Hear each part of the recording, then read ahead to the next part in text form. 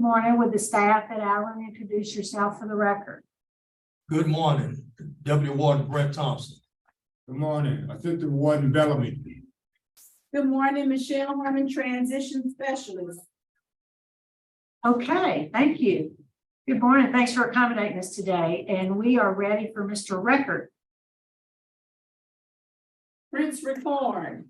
Record, excuse me. Thank you. All right, Mr. Record, good morning. Good morning. Could you introduce yourself, tell us your name and your DOC number, please, sir? My name is Prince Record and my DOC number is 587-226. Mr. Record, my name is Cheryl Renatza. This is Mrs. Parole seated to my left and Mrs. Bonnie Jackson to my right. We have here with us your wife this morning. She's here in Baton Rouge with us, Courtney Thomas. She wants to speak on behalf and we'll ask her to do so at the appropriate time. First, let me just read some information into the record, sir. Mr. Record, you're classified as a second felony offender.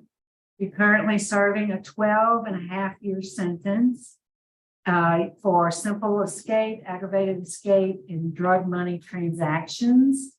Your parole eligibility was June 22nd, 2020. You have a good time date of November 12th, 2028. Is that information correct? Yes, ma'am. All right, your case this morning has been assigned to Mrs. Jackson. Would you answer her question? Mr. Record. Yes, ma'am. How are you doing today? You I'm look a doing little, fine. Ma'am, you look a little nervous. just a little bit. Just relax. We don't bite. How old are you, Mr. Record? I'm 34 years of age. And how long have you been incarcerated on these charges? I've been incarcerated since July 11, 2015. How long is that? 8 years, approximately. We'll say 7+. Yes, ma'am.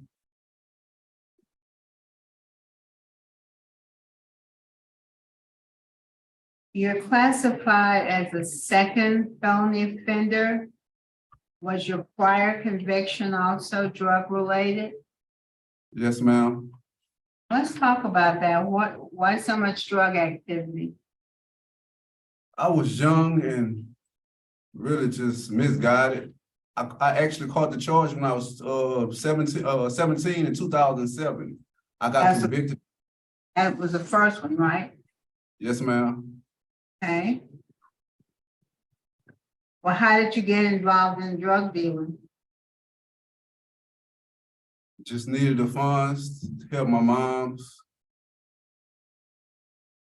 Like I say, just misguided. How far had you gone in school? I got my GED. No, before you got in trouble, how far? The 9th grade. And why did you drop out in the 9th grade? To get my GED. Why would you do that? Because I really felt like they wasn't really teaching me anything in school. So I dropped out and I started going to VOTEC. Well, maybe they were teaching you, you just weren't learning. Yes, ma'am. So did you get your GED while you were on the street, or did you get it after you were incarcerated? I got my GED when I got incarcerated. So you're dropping out in the 9th grade and going to VOTEC. That was just what? A scam to drop out of school. But you didn't go and get your GED. Well, I was in the process, ma'am. Go ahead. I was in the process, which I really didn't have no supervision. So I really just dropped out just to go to school. And I was still hustling. And that particular day when I missed school was the day I actually caught the charge and I was sentenced to JCCY. And how long did you stay there? Approximately a year. Did you get your GED while you were in JCCY? Yes, ma'am. Yes, ma'am. So when you got out of JCCY, then what did you do? When I got a JCCY, I went to Eunice and I started working at Taco Bell.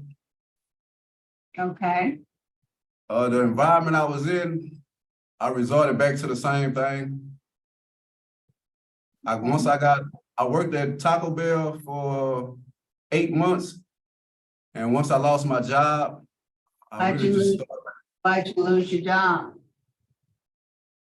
I was accused of theft. Were you arrested for that? No, ma'am.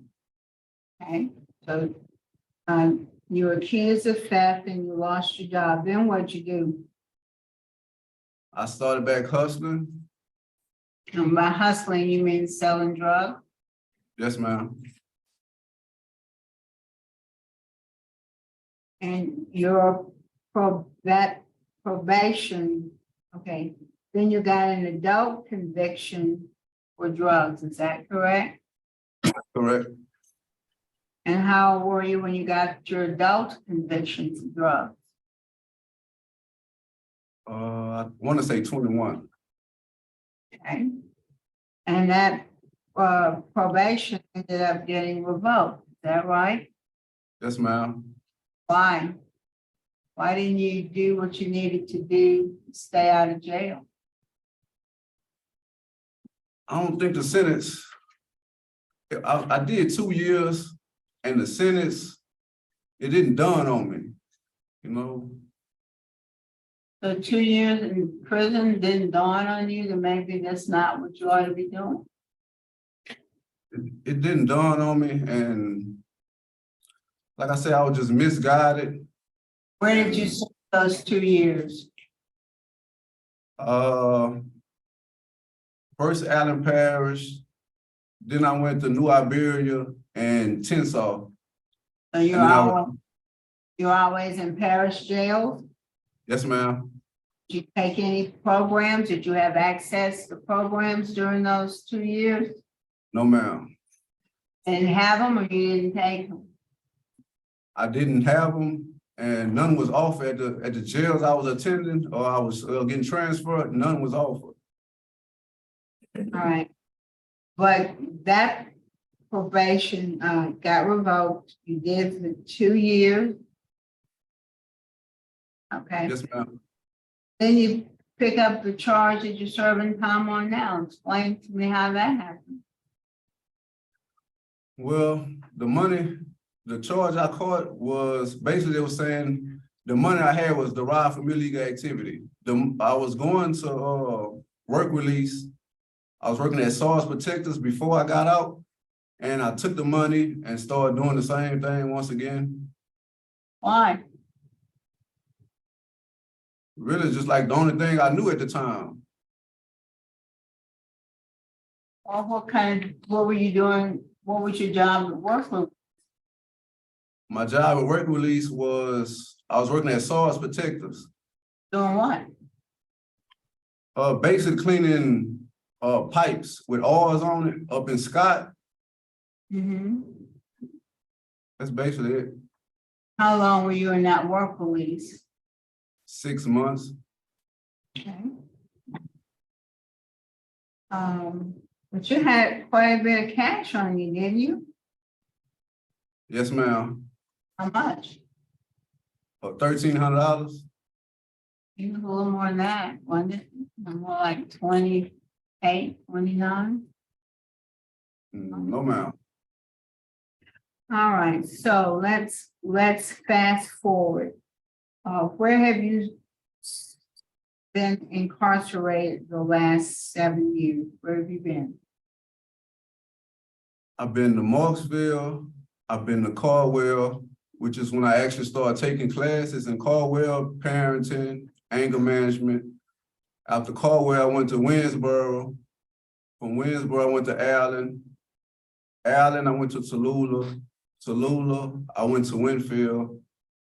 From Winfield, I went to Morehouse Parish Jail. From Morehouse, I went to Hunts, and from Hunts, I got to Allen. So where were you able to take programs?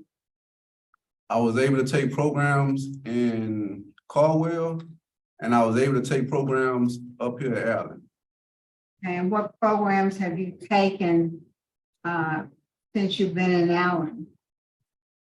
I have took pre-release, I have took Thinking for a Change, Living in Balance Phase 1 and 2, Boys to Men, and I'm currently in IC3. What's IC3? It's a computer-based class, so I can utilize, well, once I get my job.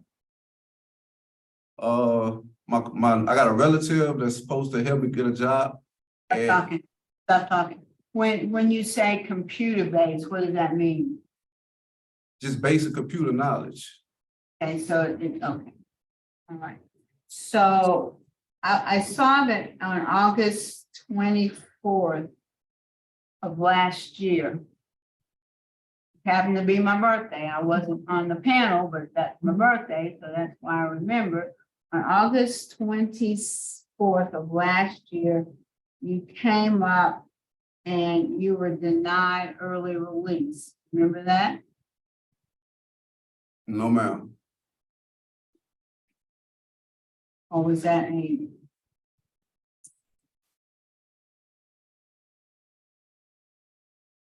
It says you were last denied on August 24th.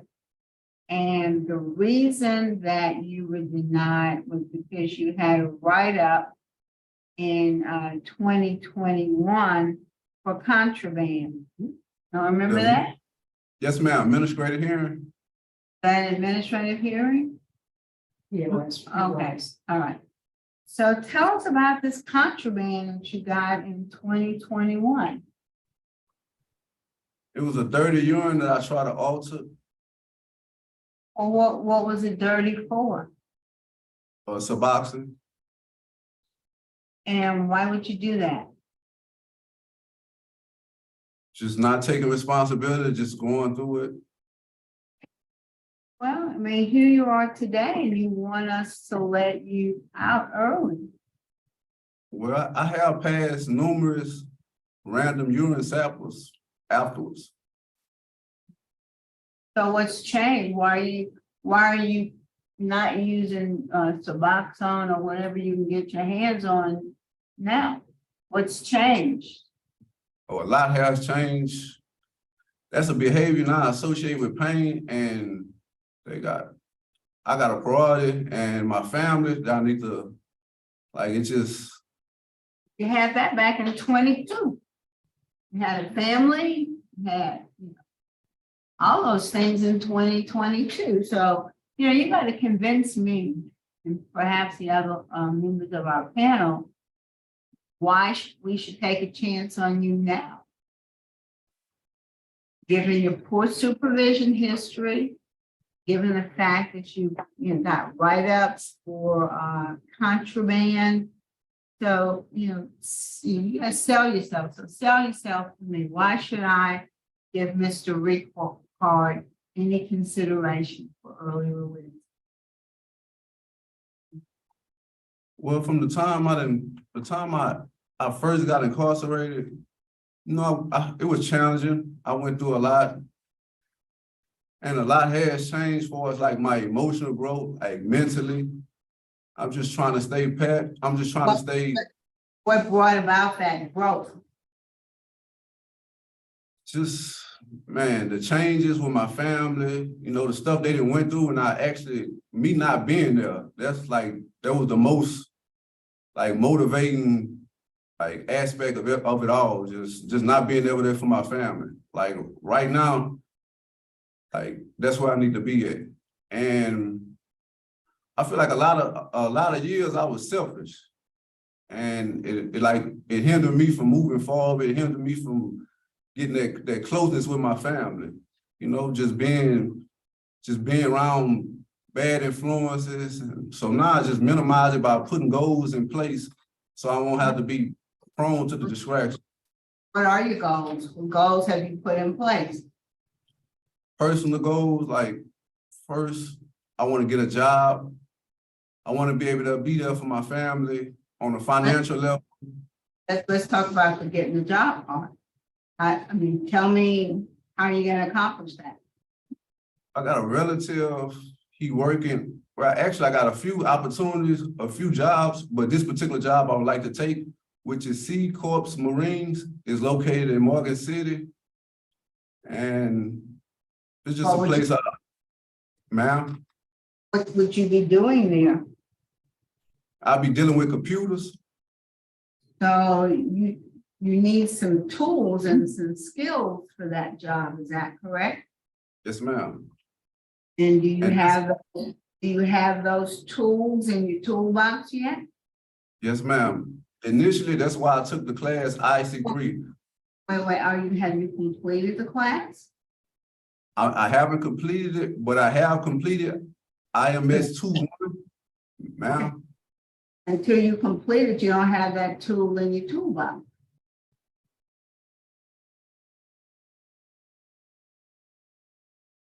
Okay, Yes, ma'am. so how do you, it seems like every time you were given an opportunity, you went right back eventually to the same people, the same places, same influences, the same lifestyle. What would make us think that you're not going to do that this time? Have you taken any kind of program? Let's talk about thinking for change. Did that teach you anything? You said they weren't teaching you anything in school. So did thinking for a change teach you anything? Yes, ma'am. It helped me change my tool and my mentality. How Like, so? Because, like, for instance, I used to be impulsive. I learned you got to reanalyze, take deep breaths, and just actually think about what you want to do next. Like, evaluate your steps, the risks, the rewards, like, emotionally. Well, drug dealing is high risk and high reward. So I feel like the consequences and the punishment is greater than the rewards. And it took me a while to realize that, like I say, emotional growth, it took me a long ways. Like, it took me a long way. any other programs you took that you think aided in your emotional growth? Boys to Men. Okay, Boys tell to me Men about it helped me express myself. And then they got my peers. Well, a lot of us nervous, but we'll take a word and we explain what that word means. And it's just like everybody does voluntarily, no ulterior motive. We just there to learn, like different words, to learn how to express ourselves. And that's what I got the most out of, Boys to Men.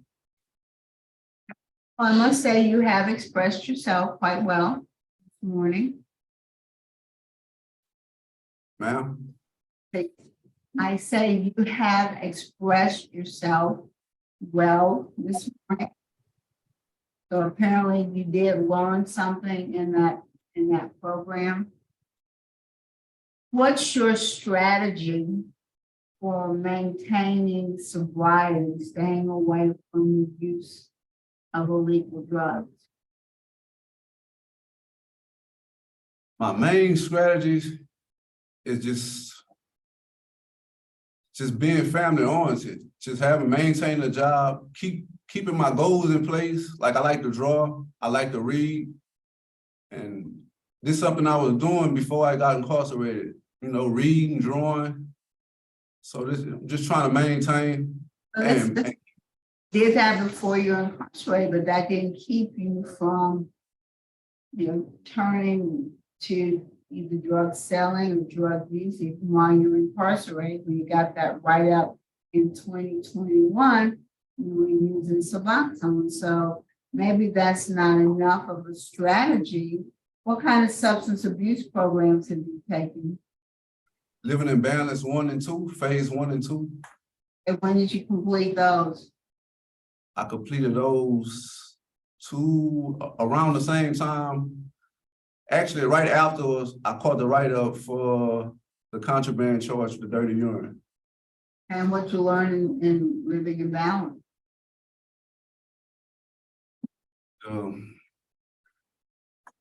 I learned myself. It's just getting high. Like I say, I associate it with pain. So it's something I just don't see myself doing again.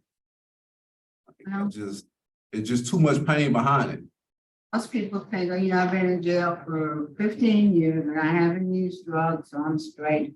And then they get out and guess what happens? Come back. Because they haven't put guardrails around themselves. That's true, but I wasn't a user out there. My only problem was I just around the wrong crowd and I was just hustling, for the wrong reasons. So why'd you feel the need to use Suboxone while you were incarcerated? Stressing over my family. I just found different ways to cope with it now.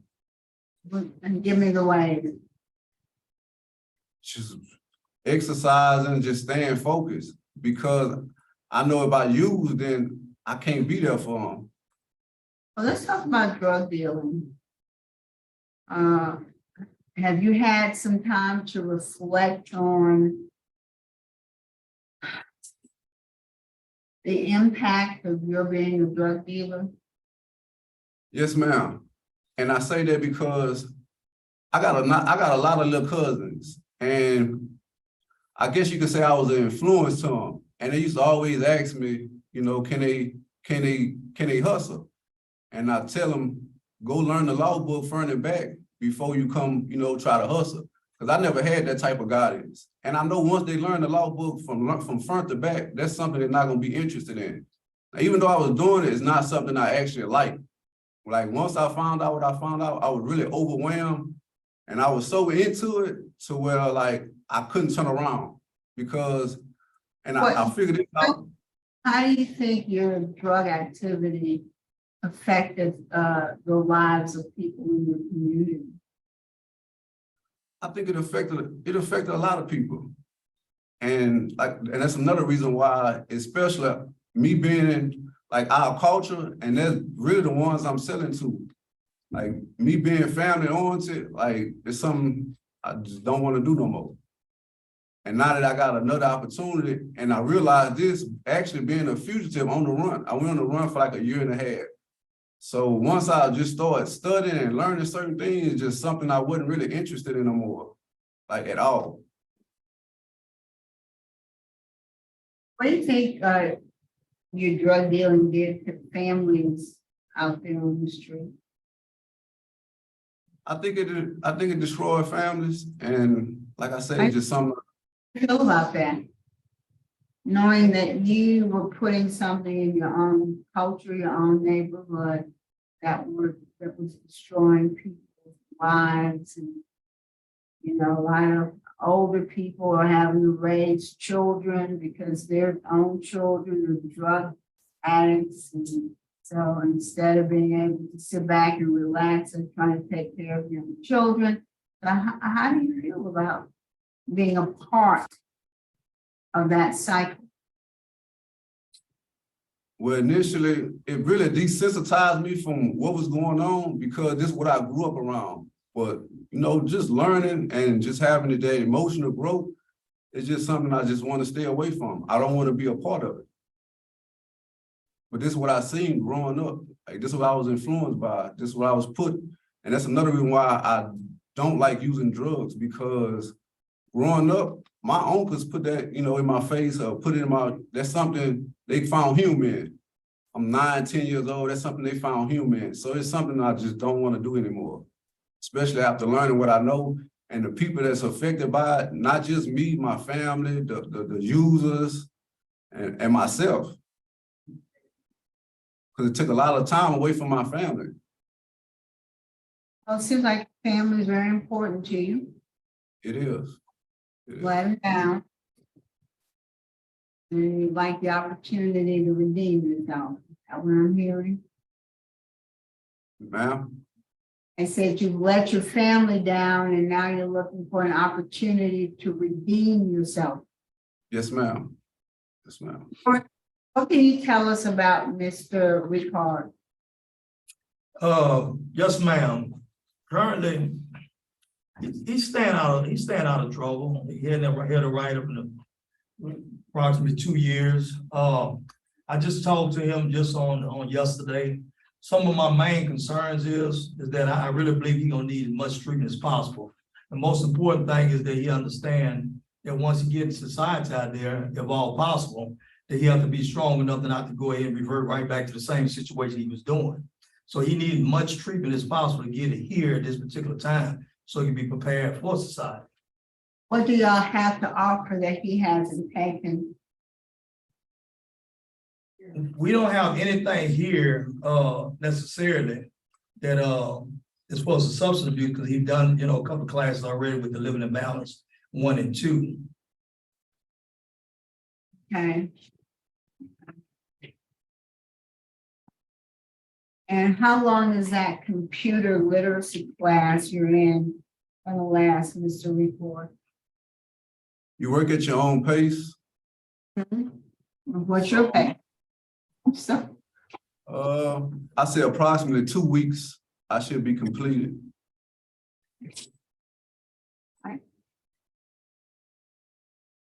and how many parts of it is there? 3, You're in the third part now? I'm in the second part now, So you gotta complete that plus 3. the third. Yes, ma'am. All right, Ms. Renata, that's all I have. All right, thank you. Oh, sorry, it's okay, it's fine. Warren, are there any AA or NA meetings or CR meetings at your facility? Yes, ma'am, we do have him here. How often are they? We actually have them, they conduct them on the weekends, on a monthly basis. Yes, ma'am. Monthly on the weekend, all right, thank you. That's all I have. Thomas, can we hear from you? Senator. I'm really shy, so excuse me. Okay, so speak loud so he can hear you. Good morning, my name is Courtney Thomas. I'm on the report. Whoa. First, slow down. Don't read, you know what you want to tell us, just talk to. I am going down. Okay, but just talk. Why should we let Prince out? Why should we let Prince I out? have seen a major change in his behavior, his life skills, and his his education. And I this time learned to listen and we have a strong understanding of the time. And how long have you been in a relationship with him? Approximately 2 years. Okay. So you met him in prison? No, Okay, well, when did you start your relationship with him? I want to say February 2021. Well, he was in prison. Yes, ma'am. I'm saying you started your relationship in prison. Yes, ma'am. How'd you come to reconnect with him in prison? He had reached out to me for a long time.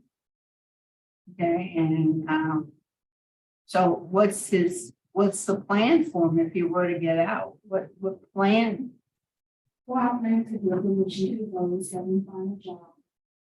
And keep him on the right path, make sure he listens. Well, first of all, keeping him on the right path is not your job. You're right. His job. I'm sure he's going to do it. Help him. All right, if you want to go ahead and reach paper, go ahead. Okay. I have one question. Y'all have a wedding date? Oh, we haven't set one yet. We still wait for one to was released. Okay. So when did he propose? Say sometime next year. Okay. Thank you. We had somebody on earlier today, they've been fiancé for 25 years. Oh, wow. Yeah, Right. so we I said. don't know. Make sure you don't. Yes, ma'am. That's all I have. Is All right, Mr. Ricard, is there anything you'd like to say to us before we vote? Yes, ma'am, I just want to say that I appreciate this opportunity. That's it. And you won't regret it if I am approved. All right, we're prepared to vote, Mrs. Jackson. All right. Well, Mr. Ricard, I came into this hearing on the fence about you. Because if you just look at you on paper, that would have been an easy no. Because of your supervision history, because of your contraband write-up. But you did very well for yourself today. You spoke well. You showed some insight into your situation. And I believe that you are at the point where you can be successful if you're given another opportunity on supervision. But I think you need a few more tools in your toolbox. And so my vote would be to grant conditionally upon completion of the computer literacy program that you're now involved in. Fortunately, the AA meetings are only on weekends once a month. So it would take a long time to get enough of those under your belt to have made any real impact. So I'm going to grant conditionally upon completion of the computer literacy program that you're now in. And upon release, I'm going to add a condition of your supervision that you complete 90 AA meetings in 90 days. 90 days. For 90 days. Yes, ma'am. My vote. Okay, Mrs. Wise. Oh. The young man likewise, I just didn't know, I didn't know. You have 440 hours of programming. It appears that money's funds well spent. You really got something out of it based on your presentation today. And I want you to know that I wrote in my notes that you said we won't regret it if we let you out. So if there's a revocation paperwork come through, if you come back through, we're gonna have that in our notes that you told us what you regretted. So my vote is the same for the same reason. I concur with the special conditions outlined. All right, Mr. Record, I do concur with my colleagues. You do very well today. My vote today is the conditional grant, complete the program, and then after release, complete the 90 AA meetings in 90 days. Good luck to you. Thank you.